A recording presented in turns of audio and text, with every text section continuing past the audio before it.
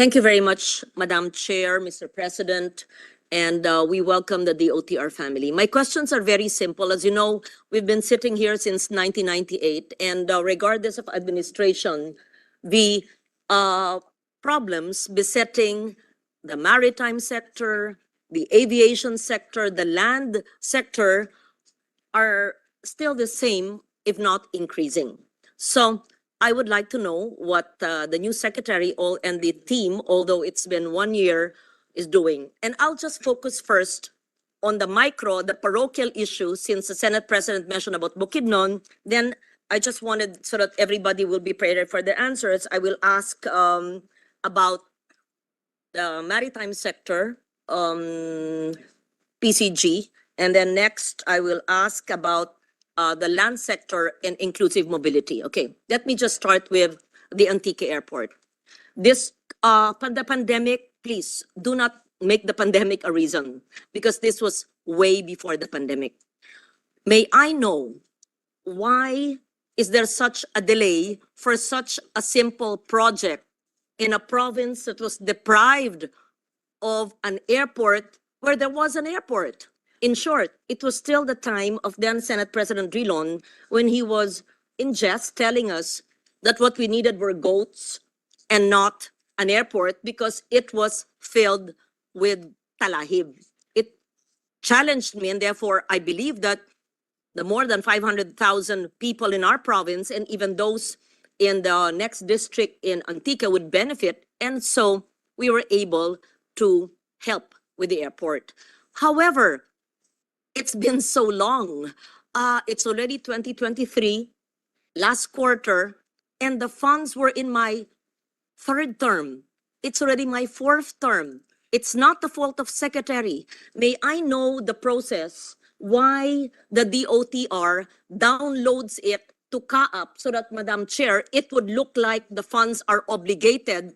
Then it dies or sleeps in CAAP, Mr. Senate President, itong ginagawa nila para mukhang obligated, para ang DBM ay magbibigay ng muli. So I hope this is not charged too much on my time, but please explain. What's the process of downloading funds to CAAP so that it would seem obligated, and because and the implementation takes so long? So that general question, and then the answer, what is taking the Antique Airport 5 years or more before pandemic?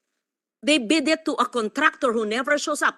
And ako po hindi nakikialam sa contractor. Hindi ko kilala, hindi nagpapakita, wala raw pera, hindi ko problema yon. Bakit yun ang pinili? Bakit yun ang nanalo kung walang kapasidad? Do not inflict us with those you know or those who you are used to implementing projects, and we are waiting forever. And this is the same problem in Bukidnon and other areas as well. Meron kayong sigurong pool of contractors, yun. Kami ang nag-suffer, and people are awaiting it. I don't want to be blamed for something I have known nothing about. I do not even know these people who are implementing the projects. Now, Secretary, please. Yeah, Senator Loren, Secretary, before you answer, I would just like to say, fair warning, we've also heard that in CAAP may mga sindikato daw dyan na minamanipula yung mga contractor. Sige. Okay, so hindi natin, She said the word. hindi muna natin sasabihin kung sino, pero meron na kaming pangalan. Secretary, alam mo na yan, binanggit na sa'yo ni Senator Migs. Sige. Pakibantayan lang. Salamat, Madam Chair. So ikaw, gumamit ka ng salita. I was being very diplomatic, right? You used the word. I didn't want to name that because I don't want to accuse without having the hard facts. Yes, hindi mo sabihin pangalan, pero salamat na yun ang ibig ko sabihin. So wala po kaming kinalaman, pero yun ang maragpapatupad. So gusto ko lang po malaman, ano ang status ng Antique Airport? At hindi lang naman yun because I don't want to sound parochial. It's the same thing in other areas. And to be fair to Secretary Bautista, I was here as Chair of Finance in my third term. It was the same thing with the previous in 2013, 14, 15. Ganun din po. Ang bagal-bagal at pinaparking sa CAAP.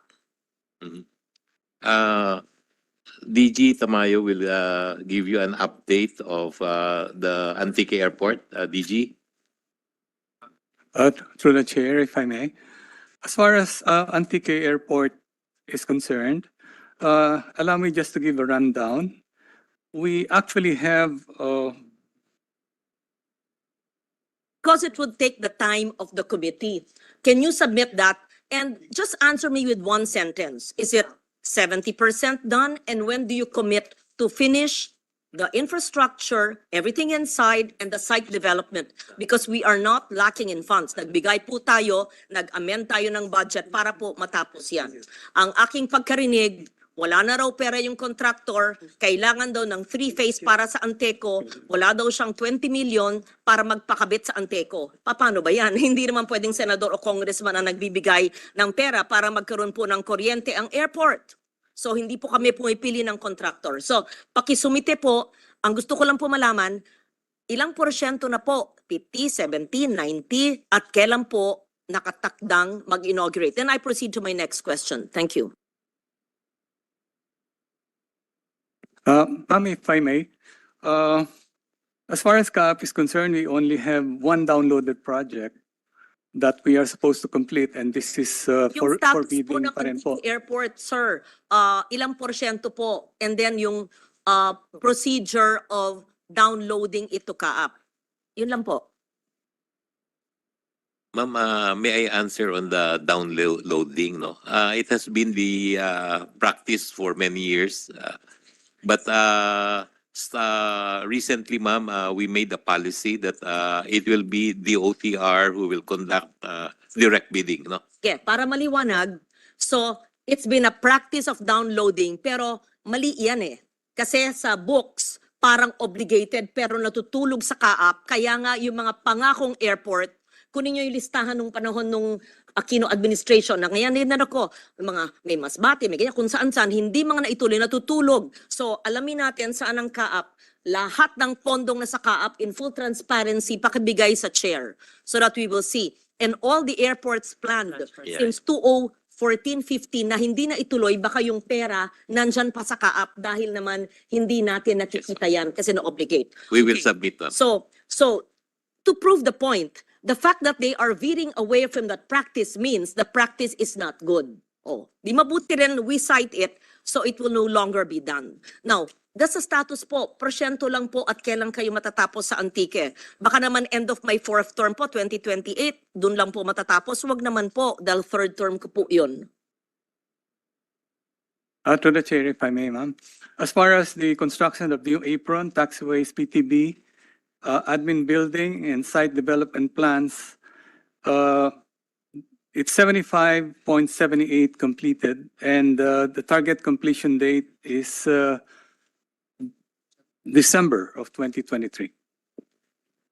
Kindly, sir, pakibigay po ng report na accurate po to date, right? Sa aking tanggapan, and I will hold you to that because every year they would say December 2023, nagbibigay naman ng petsa, hindi po nangyayari. Sige po, sana po matuloy na yan. Okay, I will not belabor the point because the good secretary mentioned that they will no longer rely on the usual practice of parking the funds in CAAP. Hindi napapansin ng DBM na natutulog doon.